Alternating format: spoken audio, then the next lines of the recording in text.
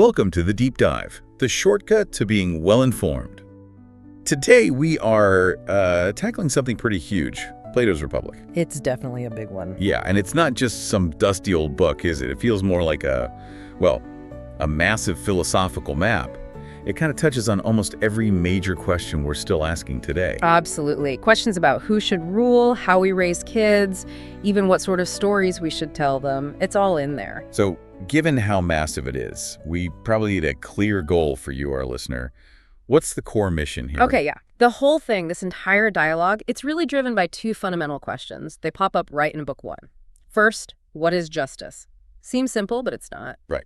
And second, and this is maybe the bigger one that fuels the whole argument, why should anyone actually choose to be just instead of unjust? Why bother? And it's amazing how relevant this feels. Yeah. The sources we looked at, they really highlighted some surprising modern connections. Oh, yeah. What? Well, like how Socrates' breakdown of the tyrant personality. It maps almost spookily well onto, certain historical figures. Saddam Hussein was mentioned, but you could probably think of others. That deep psychological profile of the power-hungry individual, it holds up. Exactly. And we're also going to dig into Plato's pretty controversial ideas about medical ethics. They're quite radical, actually. Yes, the Asclepius approach. Kill or cure, basically. No time for chronic illness in the ideal city. It really makes you think about our society's view on health and, well, maybe excess. It certainly does. So to help everyone navigate this, maybe we should quickly sketch out the structure. The Republic kind of unfolds in four big movements, wouldn't you say? Yeah, that sounds right. So first up is the prologue, book one, where the big questions get thrown down and batted around. Then maybe books 2 through 4, that's where they build the ideal city. Callipolis, trying to find justice written large, as it were. Find it in the city before looking in the soul. Yeah, okay. Then the third part, that's the really heavy stuff, right? Books 5 to 7. That's the philosophical core. Yeah. The forms, the philosopher king, the famous analogies, the sun, the line, the cave, all the greatest hits. The really mind-bending parts. And finally, books 8 through X, we sort of come crashing back down to earth. Plato critiques the existing flawed political systems, democracy, oligarchy, tyranny, and then wraps it up with thoughts on art, immortality, and the ultimate rewards of justice. Okay, a massive journey. Let's dive in. So, book 1, we're in the Piraeus, the port of Athens. Socrates gets sort of playfully forced to stay and talk philosophy. Right, by Polemarchus and the others. It starts pretty gently, though, with Cephalus, the old man. Cephalus. He's rich, he's old, he's thinking about the afterlife. What's his take on justice? It's pretty straightforward, isn't it? Very. For Cephalus, it's basically about fulfilling your obligations so you don't get punished by the gods later. So, practically speaking, it means telling the truth and paying back whatever you owe, your debts. Just follow the rules, pay your dues. Seems reasonable on the surface. It's conventional morality. Don't lie, don't cheat, settle your accounts. But Socrates, being Socrates, immediately throws a spanner in the works. He comes up with that classic hypothetical. The madman with the weapon. Exactly. Is it really just to give a weapon back to a friend if he's gone completely mad and might hurt someone? You owe him the weapon, technically. That's paying a debt. But it leads to harm. So the simple rule, pay your debts, breaks down. It can't be universally just if it sometimes causes injustice or harm. Cephalus kind of bows out at this point, doesn't he?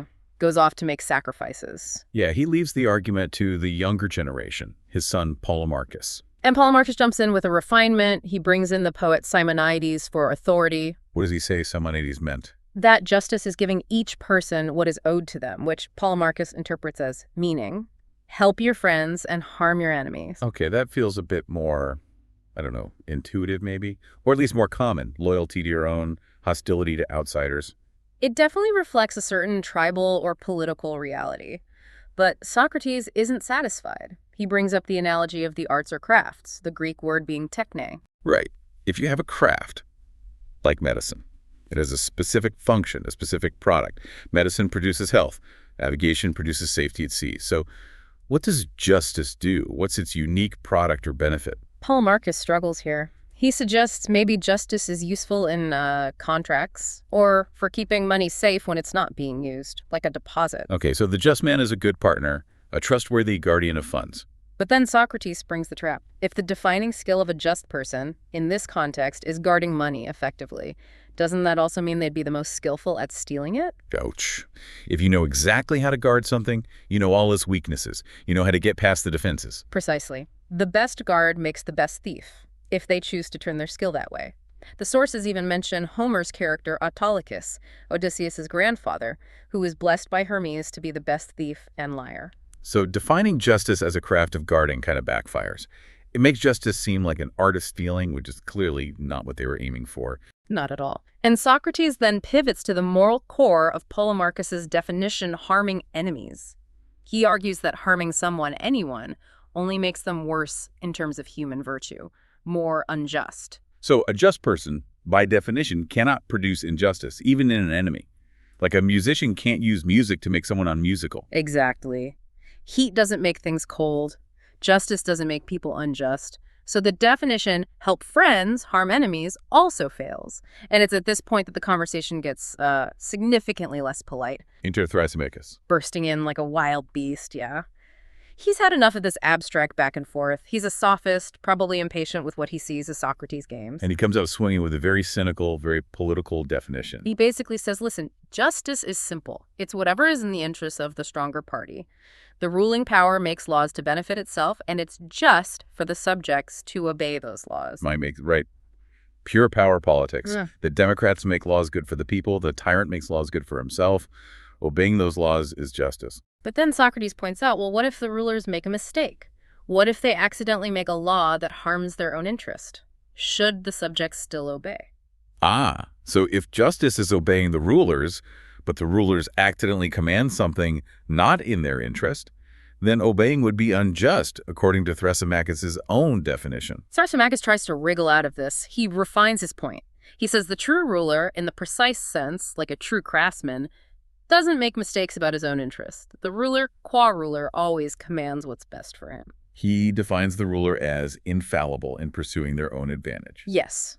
But Socrates uses that very craft analogy against him. He says, look at any real craft medicine, piloting, horse training. Does a doctor, as a doctor, seek the advantage of medicine itself or the advantage of the patient? The patient, obviously. The weak one. Does the ship's captain, as captain, seek his own advantage or the safety of the sailors he commands? The sailors. So Socrates argues, every true art or craft looks out for the good of its subject, the thing it governs or cares for, not the practitioner. The only reason practitioners earn money is because there's a separate art, the art of wage earning, tacked on. So if ruling is a craft, the true ruler must, by definition, seek the advantage of the ruled, the subjects, not their own advantage. It's a brilliant argumentative reversal. It completely undermines Thrasymachus' claim that justice is the advantage of the stronger. If anything, the ruler serves the weaker. Thrasymachus is silenced, maybe more by the logic than actual agreement. He blushes, apparently, but he's not really convinced deep down, is he? Not at all. He shifts ground. He makes his big final stand, the challenge that really sets up the entire rest of the Republic. He insists that complete injustice is far more profitable than complete justice. He claims the truly unjust person, especially the tyrant who can get away with anything on a grand scale, lives a much better, happier, more advantageous life than the just person. Exactly. Justice, he says, is another's good. It benefits the person who receives it, but harms the person who practices it. Injustice, on the other hand, is self-serving and therefore more profitable. The tyrant is the happiest of men. And that is the core challenge Socrates has to answer for the next 9 books. Prove that justice is good for its own sake, intrinsically valuable to the person who possesses it, even if they get no external rewards, no good reputation, nothing. Prove the just life is happier than the unjust life, even the tyrant's life. That's the gauntlet thrown down. Okay, so book 2 picks up right there. Thrasymachus might be quiet, but Plato's own brothers, Glaucon and Adeimantus, they step in. They aren't satisfied either. Right. They actually admire Socrates, but they want a real defense of justice, not just silencing a sophist. Glaucon renews Thrasymachus' challenge, but maybe more profoundly. He lays out the 3 kinds of goods, right? Goods we like for their own sake, goods we like for their consequences, and goods we like for both. Where does justice fit? Most people, Glaucon says, put justice in the second category, a necessary chore, something you do for the rewards, like reputation or avoiding punishment, but not something enjoyable in itself. Socrates needs to argue it belongs in the highest category. good both in itself and for its consequences. And to really test this, Glaucon brings up the famous thought experiment. The ring of Gyges. Yeah. Shepherd finds a ring that makes him invisible. What does he do? He uses it to seduce the queen, kill the king, and take over the kingdom. Utterly unjust, but hugely profitable. Glaucon's point is, Yeah. wouldn't anyone, even a supposedly just person, do the same if they knew they could get away with it completely? Doesn't that prove we only act justly out of fear of consequences? Exactly. He says, imagine the perfectly just man who has a reputation for injustice. He's tortured, imprisoned, suffers horribly. Now imagine the perfectly unjust man who cultivates a reputation for justice. He gets honors, wealth, power. Who's happier? It's a brutal challenge. Socrates has to show that the tortured just man is still happier than the successful unjust man, simply because of the internal state of his soul. That's the task. And Socrates' big idea for tackling this is scale. He says justice is hard to see in the individual soul. It's written in small letters. So let's look for it first in something bigger, where the letters are larger. The city, let's build a city in theory, find justice there, and then see if we can find the same pattern in the individual. The city-soul analogy, it structures the whole middle part of the work. So how does the city building start? It starts with basic needs. The absolute minimal city, the simple city or healthy city. What do people need? Food, shelter, clothing. And because people have different natural aptitudes, they should specialize, right? Yeah. One person farms, one builds, one weaves. The principle of specialization. One man, one job, based on natural talent. This city is purely functional, vegetarian, peaceful, very basic. But Glaucon immediately objects. He calls it a city of pigs. Yeah, he says humans want more than just survival. They want comforts, luxuries, couches, tables, art, perfumes, pastries. Relishes. They need relishes. So they move from the healthy city to the luxurious city or the feverish city. And this introduces a whole host of new jobs: poets, painters, doctors, chefs, beauticians. But crucially, it also leads to conflict. How so? Well, a luxurious city needs more land, more resources. That means potentially encroaching on neighbors, which means war. And if you have war, you need a specialized class of warriors, the guardians. Okay, so the need for guardians arises from the city's turn towards luxury and expansion. And these guardians need very specific qualities. They need to be like noble dogs, Socrates says, fierce towards enemies but gentle towards their own citizens. They need spirit, thumos, but also philosophy. They need to be able to recognize friend from foe based on knowledge. And this leads directly into the crucial topic of their education. How do you shape these warrior philosophers? It starts incredibly early, and it starts with music before gymnastic. Music meaning not just melodies. No, music, musica, covers all the cultural arts: literature, poetry, stories, myths, harmony, rhythm. The idea is that the young soul is incredibly malleable, plastic, so the stories they hear shape their character fundamentally. Which is why Socrates proposes such extreme censorship of poets like Homer and Hesiod. Exactly. He argues that the traditional stories are full of gods behaving badly, fighting, lying, changing shape, being petty and cruel. This is unacceptable if you want to raise guardians who are pious, courageous, and truthful. So the gods must only be portrayed as perfectly good, unchanging, and truthful. Any story showing divine conflict or weakness has to go. Yes. God cannot be the author of evil, only good. And God, being perfect, cannot change or deceive. So large parts of the existing poetic tradition are thrown out. No stories of Achilles disrespecting gods or mistreating Hector's corpse. No gods weeping or laughing excessively. It's all about creating the right models for behavior. The true lie, the lie in the soul about fundamental realities, is hated by gods and men.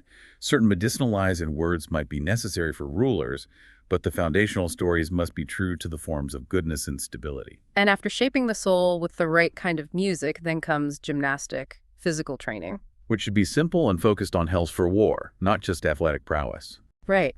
And this connects to those medical ethics we mentioned earlier. Socrates praises a simple, almost rugged approach to health. The Homeric style. Get wounded, have a strong drink, get back to fighting. Pretty much.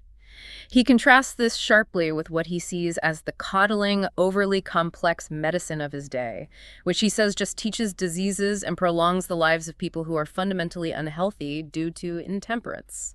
He brings up Asclepius, the god of healing. What was his approach, supposedly? Asclepius, Socrates claims, only treated people who were basically healthy but had some specific curable ailment or injury. If someone was chronically diseased through bad living or had a fundamentally weak constitution, Asclepius wouldn't treat them. Why not? That sounds incredibly harsh. Because, in Plato's view, such people have no leisure to be ill. A carpenter or a soldier can't spend their whole life managing symptoms. They need to be fit to do their job in the city. Medicine that just keeps chronically unhealthy people alive, dependent on complex regimes, is seen as useless or even harmful to the state's efficiency and virtue. So, simple diet, no rich Sicilian sauces or attic sweets. Simple medicine, focus on fitness for function. It's all about discipline and avoiding excess. Temperance is key, both physically and morally. This whole educational program, music and gymnastic, is designed to create harmony in the soul, balancing the spirited and philosophical elements. Okay, so once the city is notionally founded and the guardians educated, Socrates finally looks for the virtues. Where does he find wisdom? Wisdom, Sophia, resides in the smallest class, the rulers, the true guardians who eventually become the philosopher kings. It's the knowledge of how the city as a whole should be run for the good of all. And courage. Courage, Andrea, is found primarily in the auxiliary or military class. But it's not just brute fearlessness. It's defined very specifically as preserving the belief, inculcated by law through education about what things are to be feared, sticking to your principles in the face of danger or temptation. Holding fast to the right beliefs?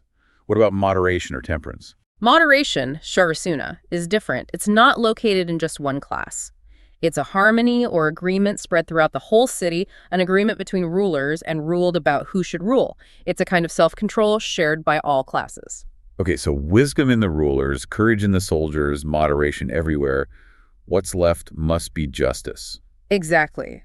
Justice, Dikaiosuna, is the underlying principle that allows the other three to exist and function. It's the principle of specialization itself. Doing one's own work and not meddling with what isn't one's own. Each part of the city performing its proper function and not interfering with the others. Farmer farms, soldier fights, ruler rules. That structure is justice in the city. That's the claim. It's about order, harmony, each part contributing to the whole according to its nature. Now, the crucial step, mapping this back onto the individual soul. Yeah. Socrates needs to show the soul has corresponding parts. And he uses the principle of opposition to do this. It's a really key argument. How does that work again? He argues that the same thing cannot act or be acted upon in opposite ways, in the same part of itself, in relation to the same object at the same time. Okay. Give an example. Think about being thirsty. You have a strong desire and appetite to drink. That's one impulse. But imagine you know the water is contaminated, or maybe you're performing surgery and can't drink. There's another impulse coming from reason telling you not to drink. Okay, so you simultaneously want to drink and want not to drink. Right. Since the whole soul can't simultaneously be doing opposite things, moving towards drink and away from drink, there must be different parts of the soul responsible for these opposing impulses. One part desires the appetite principle. Another part calculates and forbids the rational principle. That makes sense. Appetite and reason. But there's a third part in the city, the spirited soldiers. Is there a third part in the soul too? Yes, the spirited principle, thumos. This is the seat of anger, indignation, ambition, the sense of honor. Socrates argues it's distinct from both appetite and reason. How does he show it's different from appetite? He uses the example of Leontius, who desperately wanted to look at some corpses left by the executioner of morbid appetite. He fought against the desire, but eventually gave in, yet he was furious with himself, with his eyes, for looking. That anger, that indignation at one's own base desires, comes from the spirited part, not the appetite itself. And is different from reason because? Because sometimes spirit seems to conflict with reason, like when someone gets angry even when they know rationally they shouldn't. But Socrates argues, in a well-ordered soul, spirit naturally acts as the ally of reason, helping to control the appetites. It gets angry on behalf of reason when injustice is perceived.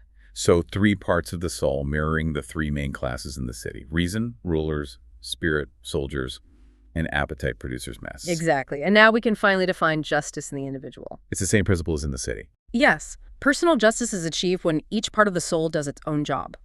The rational part rules, using foresight and calculation. The spirited part acts as its ally, providing courage and enforcing reason's decisions. And both of these together govern the appetitive part, which is the largest part, prone to desires for food, drink, sex, money. So justice is internal harmony, psychic order, like health in the body. Precisely. Injustice is the opposite civil war within the soul. One part usurping the role of another, appetite ruling reason, or spirit acting irrationally. That's psychic disease. And this allows Socrates to finally circle back and answer Thrasymachus using the function argument. Right. At the end of Book 1, he'd argued briefly that everything has a function, ergon, and a virtue, artevo, that allows it to perform its function well. The eye's function is seeing, its virtue is sight. And the soul's function? To live, to manage, to rule, to deliberate. And its virtue, its excellence that allows it to do this well, that's justice, the harmonious internal order we just described. Therefore, the just soul performs its function well, meaning it lives well. And living well is happiness, eudaimonia. So the just person is necessarily happier than the unjust person, because justice is the health and proper functioning of the soul itself. Regardless of external rewards or punishments, the intrinsic state of being just is the reward. That's the core argument established by the end of Book 4. Justice is psychic health, and health is always preferable to disease, intrinsically so. Okay, so the foundation is laid.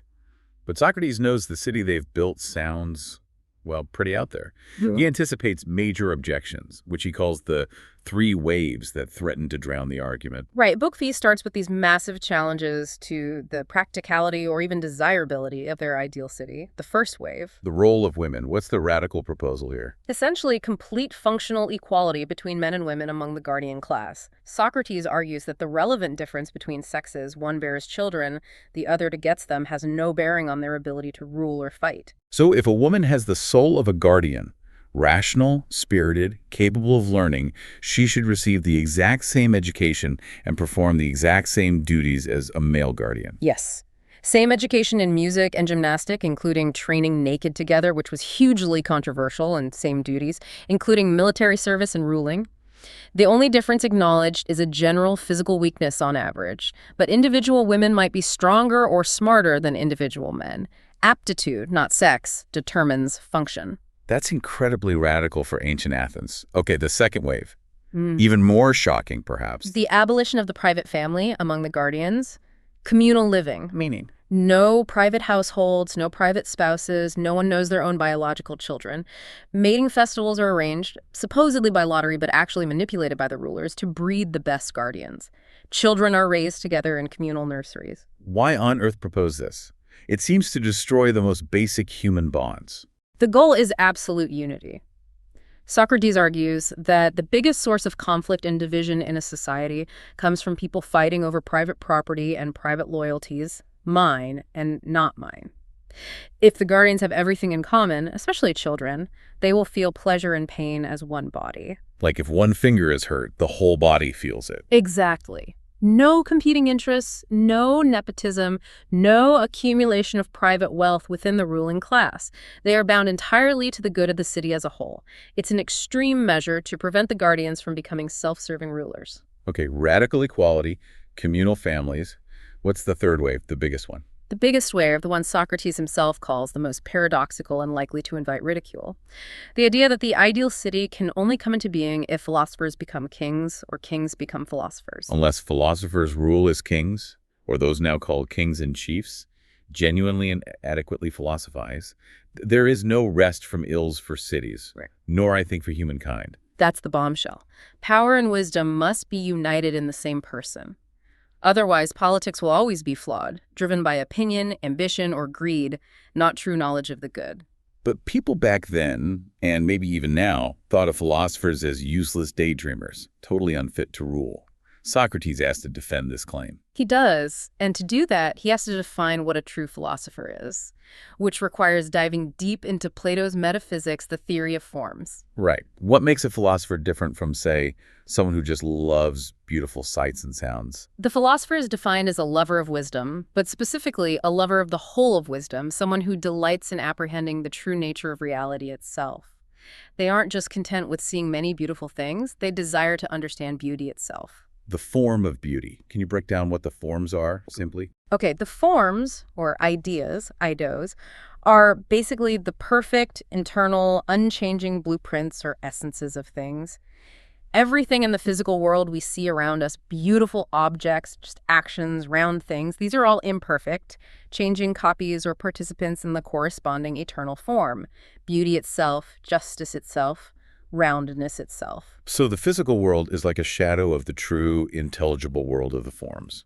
In a way, yes. The true philosopher is the one whose passion is directed towards grasping these forms, the underlying realities, not just the fleeting appearances. And this leads to the crucial distinction between knowledge and opinion. How does he argue for that? He uses what's sometimes called the powers argument. Knowledge and opinion, he says, must be different faculties or powers because they are directed towards different objects. What does knowledge grasp? Knowledge, by definition, must be of what is. It must be about something stable, real, and unchanging. Only the forms fit this description. So knowledge is the power set over the forms. And opinion? Opinion, doxa, is set over what is and what is not. It deals with the world of particulars, the things we perceive with our senses. Why? What is and is not? Because any particular thing in the physical world is constantly changing and possesses contradictory properties. A beautiful object is also, in some way, or compared to something else, not beautiful. A large object is small compared to something larger. Physical things are always in flux, participating in opposites. They hover between being and non-being. So people who only deal with the physical world, the lovers of sights and sounds, they only have opinion. They don't have true knowledge. Right. They mistake the copies for the reality. Only the philosopher who ascends to grasp the forms achieves genuine knowledge. To make this clearer, Plato uses those incredible metaphors in Book 6. Let's start with the analogy of the sun. Okay. Socrates compares the form of the good, the highest form, to the sun. In the visible realm, the sun isn't sight itself, nor is it the objects we see, but it's the source of the light that allows our eyes, the power of sight, to see the visible objects. It makes vision possible and sustains the objects themselves. And the analogy. In the intelligible realm, the world of forms, the form of the good is analogous. It's not knowledge itself, nor is it the forms that are known. But the good is the ultimate source of intelligibility and reality. It illuminates the other forms, making them knowable to the rational soul, the power of knowing, and it's the ultimate ground of their existence. So the good is even beyond being and knowledge in some sense. Socrates says it's superior to being in dignity and power. It's the ultimate first principle, the source of all value and reality. It's what the philosopher ultimately strives to understand. Wow, okay, then there's the divided line. How does that illustrate the levels of knowing? Imagine a line divided into two main sections, the visible world, representing opinion, and the intelligible world, representing knowledge. Then divide each of those sections again in the same ratio. So 4 segments in total. What are they, from bottom to top? At the very bottom in the visible realm is imaging, the akasia. This is the lowest level, dealing with shadows, reflections, copies of copies, like watching TV without thinking, maybe. Okay, next level up, still in the visible. Belief or trust, pistis. This deals with the actual physical objects themselves, animals, plants, manufactured things. This is where most people operate, trusting their senses about the physical world. Still opinion, though. Now we cross into the intelligible world. What's the lower segment there? Thought or reasoning, dianoia. This is the realm of mathematics and geometry. Mathematicians use visible diagrams, like drawings of triangles, as images to help them reason about the forms, the triangle itself, but they start from assumptions or hypotheses, like the definition of a line, that they don't question. They reason down from hypotheses. The highest segment, the top of the line. Understanding or intellection, noesis or episteme. This is the level of the true philosopher using dialectic. Here, the philosopher moves beyond hypotheses, questioning everything, seeking to grasp the ultimate, unhypothetical first principle, the form of the good itself.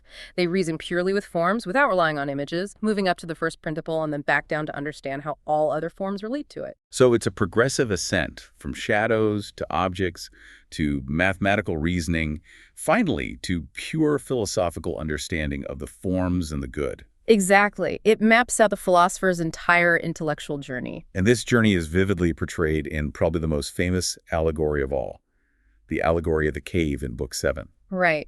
Imagine prisoners chained in a cave since birth, facing a wall. Behind them is a fire, and between the fire and the prisoners, people carry puppets or statues along a raised path. The prisoners only ever see the shadows of these objects projected on the wall. So the shadows are their entire reality, like the lowest segment of the divided line, imaging. Exactly. The cave is the visible world. The fire is like the sun of the visible world. Now imagine one prisoner is freed and forced to turn around. It would hurt his eyes, wouldn't it? Seeing the fire directly. Immensely painful. He'd be confused, probably want to turn back to the shadows he's used to. If he's dragged further out of the cave into the sunlight, He'd be completely blinded at first. Totally. He'd have to adjust gradually. First, maybe looking at shadows outside, then reflections in water, then objects at night, the stars and moon representing mathematical forms, perhaps, and only finally, after much struggle, could he look directly at the sun itself. The form of the good, representing the culmination of the philosophical journey. Yes. And once he's seen the true reality outside the cave, he realizes how pitiful the honors and knowledge of the cave dwellers, who are experts at identifying shadows, really are. He wouldn't want to go back. But he has to, doesn't he? This is the political punchline. He must. The philosopher who has ascended to see the good has a duty to return to the cave, to rule the other prisoners who are still stuck in darkness. He has to be forced down again. Why forced? And why is it his duty? Because the goal of the ideal city wasn't to make one class, the philosophers, disproportionately happy. It was to create the greatest possible happiness for the whole city. The philosopher owes his education, his enlightenment, to the city. Therefore, he must return and rule, even though he'd rather stay contemplating the forms. Ruling is a burden, a necessity, not a prize. They rule out of obligation, bringing their knowledge of true justice, beauty, and goodness to bear on the shadowy affairs of the cave. Precisely. They are the only ones fit to rule because they don't want to rule for personal gain. They know true reality and rule for the benefit of all. And the supreme method for reaching this level of understanding, the coping stone of the educational system, is dialectic. Yes, dialectic is that highest stage on the divided line. It's the ability to engage in rigorous, critical questioning and answering, to give a rational account, logos, of the essence or form of each thing, and ultimately to grasp the form of the good itself without relying on sensory images or unexamined assumptions. It's pure philosophical reasoning. So this whole complex structure, the radical social reforms, the metaphysical journey, it all serves to justify the philosopher king and explain why their rule is both necessary and just. It's an incredibly ambitious, tightly woven argument. Okay, so we've seen the peak, the ideal city, Callipolis, ruled by philosopher kings, but Plato knows this is, well, an ideal. In books 8 and 9, he describes the inevitable decay, how even the best city would eventually degenerate. Right. It's a downward spiral through 4 progressively worse types of government. And crucially, each political regime corresponds to a dominant type of individual soul. The city's character reflects the character of its citizens, especially its rulers. How does the decline begin? From the perfect aristocracy, rule of the best philosophers. It starts with a failure in the guardian's breeding program, essentially. They miscalculate the nuptial number, the complex geometric formula supposed to guarantee perfectly constituted offspring. Inferior children are born into the ruling class. So a mistake leads to imperfection creeping in. What's the first regime it declines into? Timocracy. This is a regime based on honor, time, like ancient Sparta, perhaps. The ruling class becomes less purely philosophical and more focused on military glory, ambition, and reputation. Spirit, thumos, starts to dominate over reason. And the timocratic individual. They are driven by ambition, love of victory, maybe a bit harsh, less cultured than the philosopher, but still valuing courage and honor. Over time, though, this love of honor gets corrupted by a growing, secret love of money. Wealth starts to be admired. Which leads directly to the next stage. Oligarchy. Rule of the few, specifically the wealthy few. Here, property qualification becomes the basis for holding office. Wealth is openly valued above virtue. What happens to the city under oligarchy? It becomes divided into 2 cities, one city of the rich and one city of the poor, constantly plotting against each other. Greed dominates. Necessary skills are neglected if they don't lead to profit. The state becomes weak militarily because the rich fear arming the poor. And the oligarchic man. He's the thrifty, hard-working accumulator of wealth. He keeps his unnecessary appetites for luxury, etc., under tight control, but only out of calculation to save money. His ruling principle isn't reason, but the necessary appetite for wealth. But this intense focus on wealth and the growing gap between rich and poor creates instability. Exactly. The poor, seeing the decadent and often unfit rich, realize their own strength in numbers. They eventually overthrow the oligarchs, which leads to Democracy. Yes. Democracy is born from the oligarchic pursuit of wealth, leading to excessive debt and disenfranchisement of many. The key characteristic of democracy, for Plato, is freedom and almost absolute liberty and equality. Sounds good to us now, but Plato is deeply critical, isn't he? Deeply. He sees democracy as anarchic, undisciplined. Everyone is free to do whatever they want, pursue any lifestyle. There's no hierarchy of values. All desires and pleasures are treated as equal. And the democratic man? He's the embodiment of this freedom and equality of desires. He lives life day by day, satisfying whichever appetite happens to present itself. One day he drinks and parties, the next he diets, then he exercises, then dabbles in philosophy, then politics. He has no stable principle governing his life. He's ruled by the swarm of unnecessary appetites, unable to distinguish better from worse. It's a life of variety, but ultimately for Plato, chaotic and lacking direction. And this very excess of freedom leads to its opposite. Tyranny. The insatiable desire for freedom in a democracy leads to such disorder and disregard for law that the society craves a strong leader to restore order. The rise of the people's champion. Right. Someone emerges, often charismatic, who promises to protect the common people against the rich or other perceived enemies. He gains popularity, demands a bodyguard. And eventually uses that power to eliminate rivals, stir up wars, to consolidate his rule, and becomes a full-blown tyrant. The tyrant represents the complete enslavement of the soul to the most base, lawless desires, the ones Plato says emerge in our dreams but are normally suppressed. The tyrannical man is driven by eros in its most extreme, obsessive form, needing constantly more power and pleasure to satisfy insatiable appetites. He gets to surround himself with criminals and flatterers, lives in constant fear of assassination, and purges the best people from the city because they are a threat. He's described as being like a prisoner in his own palace, unable to travel or experience the world freely. He's the least free, least self-sufficient person imaginable. So we've gone from the philosopher king ruled by reason down to the tyrant enslaved by the worst appetites. Book 9 then aims to definitively prove that the philosopher's life is happier. Yes, Socrates offers three main arguments for why the just, philosophical life is vastly more pleasant than the unjust, tyrannical life. What's the first one? It revisits the idea of the tyrant being a slave to his desires and fears, while the philosopher king is master of himself and truly free. The tyrant is fundamentally poor and unfulfilled, no matter how much wealth or power he seems to have. The second argument relates to the three parts of the soul. Exactly. Each part of the soul, reason, spirit, appetite, has its own characteristic pleasure. Pleasure of learning, pleasure of honor, pleasure of gained sensory satisfaction. Socrates argues that only the philosopher is in a position to judge which pleasure is truly best, because only he has experienced all three kinds. The lover of gain doesn't really know the pleasure of honor or learning. The lover of honor doesn't truly know the pleasure of learning. Only the philosopher knows all three and judges the pleasure of reason to be the truest and best. Right. Experience, wisdom, and reason itself are the tools for judgment, and the philosopher possesses all three. Okay, and the third proof.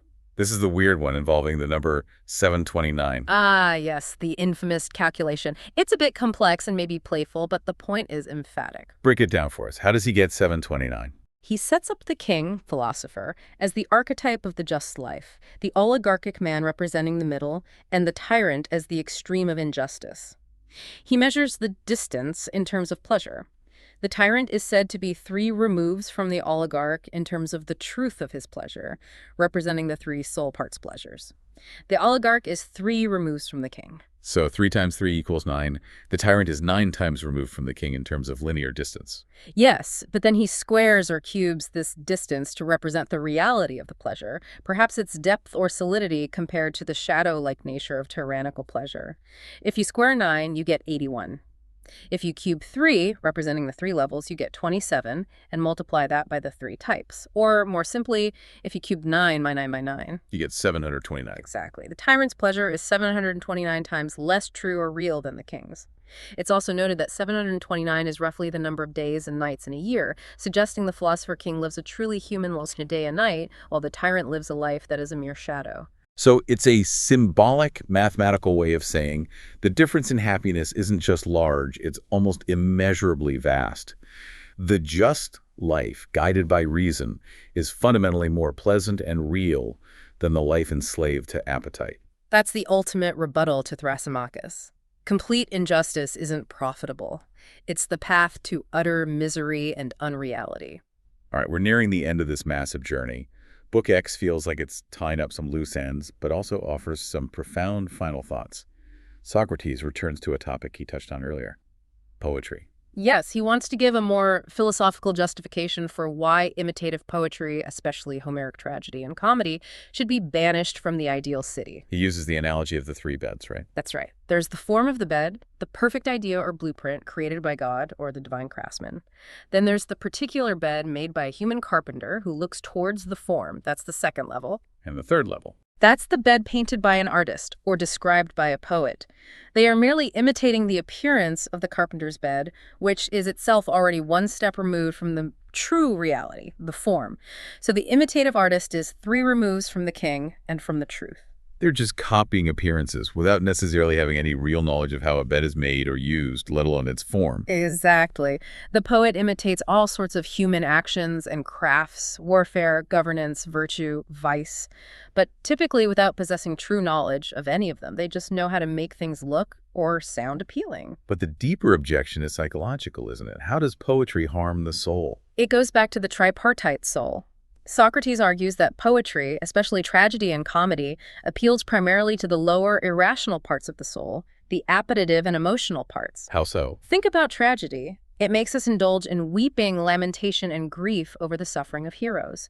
These are emotions that, in our own lives, reason tells us to control and moderate, but poetry gives us license to let them loose, and we enjoy it. We enjoy the emotional release. Yes, but Plato believes this enjoyment strengthens the very parts of the soul that should be governed by reason. It waters the weeds, so to speak. By constantly indulging these emotions through art, we weaken reason's control in our actual lives, making us less just, less moderate, less courageous. So poetry corrupts by feeding the inferior parts of the soul and undermining the rule of reason. Even Homer, the greatest poet, has to go. Even Homer. Unless poetry can make a rational, philosophical defense of itself, proving it's beneficial for a well-governed soul and city, it must be excluded. Wow. Okay, after settling the score with poetry, Socrates moves to another huge topic, the immortality of the soul. Right. Up until now, the argument for justice has focused entirely on its intrinsic benefits in this life, psychic health and happiness. But now, having established that, Socrates feels free to consider the longer view. What's the argument for immortality? It's an interesting one.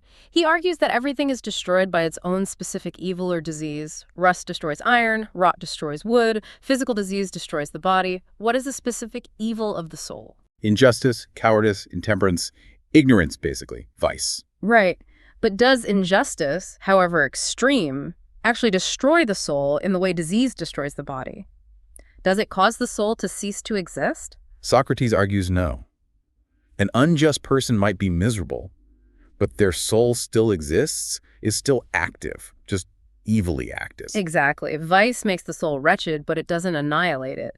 And if the soul's own specific evil cannot destroy it, then surely external evils, like bodily injury or disease, which are alien to the soul's nature, cannot destroy it either. Therefore, the soul must be immortal. It cannot be destroyed by internal or external evils. And if it's immortal, its total number in the universe must be constant souls aren't created or destroyed. that's a powerful conclusion. And if the soul is immortal, then the rewards of justice aren't limited to this life. Precisely. Now Socrates can finally bring back the conventional rewards that Glaucon initially asked him to set aside. The truly just person, being like the gods, will be loved by the gods and will ultimately receive rewards both in this life, eventually reputation catches up, and especially after death. Which leads perfectly into the grand finale of the Republic, the myth of Yes, this incredible vision of the afterlife. Is a soldier who supposedly died in battle but returned to life and reported what he saw. What did he see? He saw souls being judged after death. The just went upwards for rewards, the unjust downwards for punishment, usually for 1,000 years.